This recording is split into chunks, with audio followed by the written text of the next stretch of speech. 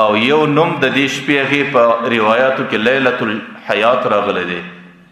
چې د زندګۍ شپه د ژوند شپه چې کم چاته الله تعالی په دې ورځو شپه کې د ورځې روژه نصیب ورکړه د شپې عبادت نصیب ورکړي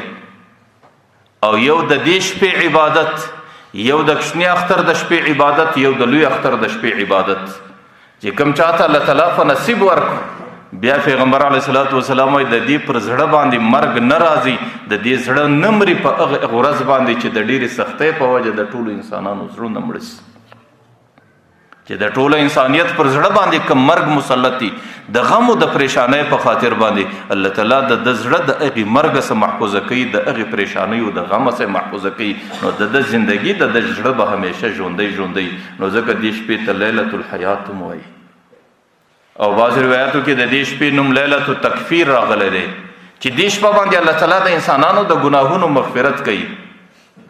لکه د پیغمبر علیه الصلاۃ والسلام روایت دی چې کله د جمعې شپه باندې سړی عبادت وکړي د دې ټولې جمعې ګناه الله تعالی وربخشي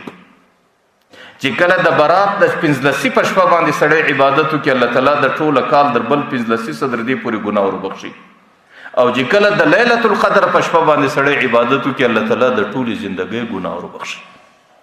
نو د جمعې په شپه د یوې جمعې د ګناه بخښنه ده او د برات د شپه باندې د بسته کال د ګناه مغفرت دی او د لیلة القدر په وجه باندې د ټول عمر د ګناه مغفرت دی نو ځکه دې ته لیلة التکفیر وایي تکفیر معنا د ګناه کفاره د ګناه بخښل